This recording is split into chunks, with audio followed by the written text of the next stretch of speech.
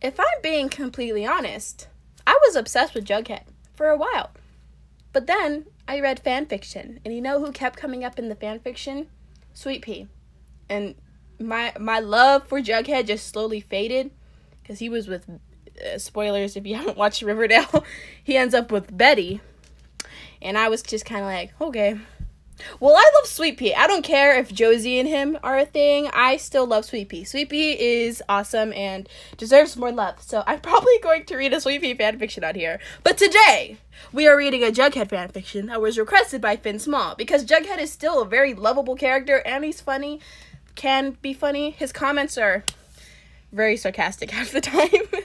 But make sure to go support the author because we love authors in this community. And for this fanfiction, I'm going to call the listener L. I know the listener is probably a female in this because it's mother and daughter, but I am not assuming nothing. So we're going with a gender-neutral name, L. Okay, let's get into it. Currently, I sat in the kitchen of Jughead's dad's house. To say it was a dump is an understatement, considering FP has bottles everywhere. Jughead and I just came back from school. Most of the time, Jughead and I would go to Pop's after school, but I suggested I cook for him and Jellybean. Why do you insist on cooking for JB and I? I could easily buy us something to eat. Jughead asked with confusion laced in his voice.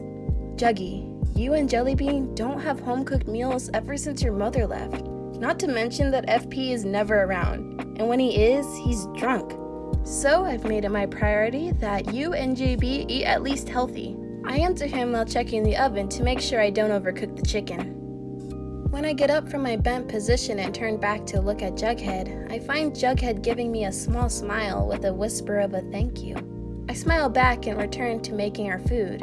Suddenly, the sound of the front door slamming open is heard, indicating that either FP or Jellybean have arrived. Seconds later, a small figure of a young girl with raven hair like Jughead walks in with a look of sadness on her face. JB, what's wrong? What's wrong? Both Jughead and I ask together, but the only response we get is her handing us a white paper. I grab the paper and read over the words. You're invited to the Mother and Daughter Day tomorrow. Wear your best dress and dancing shoes. Automatically, it hit me like a ton of bricks. I looked at Jughead and noticed that a sad look has also taken over his face. Wanting to change the mood, I say food is ready. Well, JB, I made something that will turn your frown upside down. Guess what I made for us to eat? Jellybean looked at me and started to guess the way I do during tests. Is it mac and cheese? Pizza? Spaghetti? Salmon? Wait! Is it the roasted chicken with the potatoes under it? I nod my head and move to the oven to take out the chicken. I place it on the table and start to give everyone their pieces. Jellybean now has a smile on her face as she munches away on her plate of chicken. Elle, can you cook for Juggy and I all the time? I like your cooking more than eating from a frozen box or Pops. If that's what you want, I have no problem. Just tell me a day before what you want to eat. That way, I can buy the things for the meal.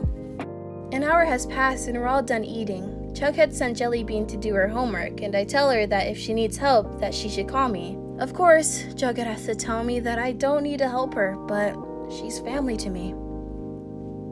Elle, what am I going to do?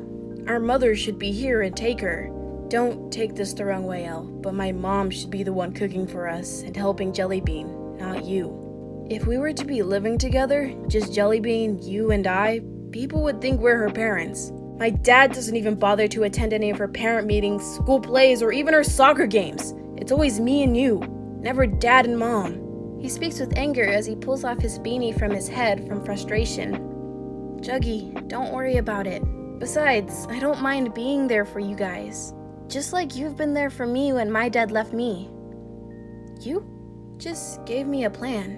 What if I acted as if I'm Jellybean's mom? I could skip school tomorrow and go with her.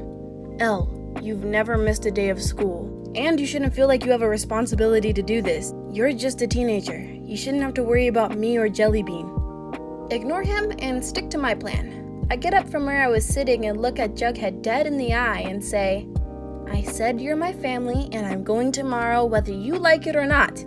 Don't tell Jellybean. I hug Jughead and run to Jellybean's room to tell her I'm leaving. She hugs me and tells me goodbye. I walk home and get ready for bed because tomorrow will be a long day. My clock shows 6:30 a.m. I get out of bed to do my business and start to look through my outfits to find the perfect dress. I end up grabbing a Tiffany-colored flowy dress with a pair of white ballerina shoes. I apply my makeup, which is very light, and just stuff my outfit and things in a bag. I run down to my kitchen to grab some pancake mix with some eggs and put them in another bag. I run out my house and walk towards Jughead's home. Once I arrive, I pull out the extra key that Jughead gave me and walk into the house. I walk into the kitchen and start to make our breakfast. I try to make very little sound, but no matter how quiet I am, Jughead will always find me. "What are you doing, Elle?" Jughead asks with a groggy voice. "Nothing, just thought I'd look at the stove." "What does it look like?" I answer back with a hit of sarcasm.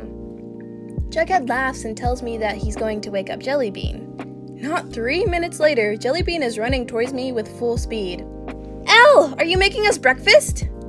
I nod my head and turn back to the pancakes on the stove and flip it before it burns. Soon all of us are eating on the table. Once we finished our food, I tell Jellybean to get dressed in a dress and I'll be there to do her hair soon. At first she's confused, but her face lights up as if I told her she's getting a puppy. "Elle, are you taking me to school today? For the mother and daughter thing?" I tell her yes, and she runs to me and hugs me as she cries. "JB, don't cry, please. Then you're gonna make me cry and then I'll mess up my makeup." I joke as I rub her back, trying to get her to calm down.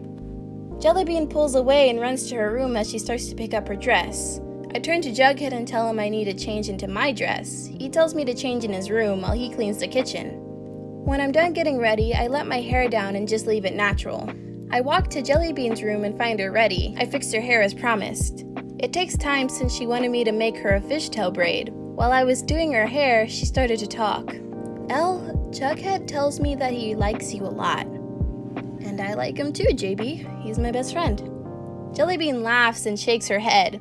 "No, he likes you. Like he likes you. He always says if there was one girl he would marry, it would be you." "Don't tell Juggy I told you."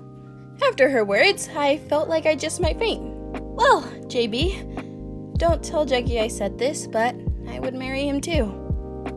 Jellybean laughs and nods her head while making a zipper motion on her mouth. When I'm done with her hair, we then walk out to the living room. When Jughead sees us, he walks towards us, picking up Jellybean and pulling me into a hug. My two favorite girls look breathtaking. Jellybean laughs and tells Jughead what I just told her not to say. "Thank you, Juggy. You should marry Elle like you said you would. Elle said she would marry you too." Jughead and I both say at the same time, "I told you not to tell!" Jellybean mumbles a "oops" and jumps out of Jughead's grip and walks away, leaving Jughead and I alone. We both look at each other, waiting for one of us to break the silence. Jughead then grabs my face so fast that before I could even blink, he pushed his lips firmly against mine. Suddenly, Jellybean shouts saying that we're gonna be late. I pull away from Jughead and kiss his cheek quickly and utter, "At least we know we like each other." I grab my purse and walk out the door with Jellybean. "Okay, Jughead, just gonna grab listener's face and kiss her like that." Future boyfriend, here's a tip. Do not do that to me, because I will faint. Not joking. This was really good. I really liked it. It was really cute. I always feel bad for Jughead and his family situation, but if you keep watching, you can see that it gets better later on. But I still need to finish. Is it season 4? I think it's the latest season. I need to finish it. But this was really good. Again, make sure to go support the author, and thank you, I almost said Small Finn. Finn Small, thank you so much for the suggestion. Request, not suggestion. Sorry. I can't English today. But yeah, this is good. Jellybean is adorable. She's adorable. I always think, is it just me, or is Jughead and Betty's relationship kind of weird? Because her mom and his dad had a kid together, and now they're kind of related in a way. It's just, but okay. That's just me. But I hope you guys enjoyed this. I'll see you in the next one. Yeah, okay. School starts for me on Tuesday. I'm super sad. I am not ready. But we gotta do what we gotta do. So I'm gonna panic in the corner for a little bit. Bye.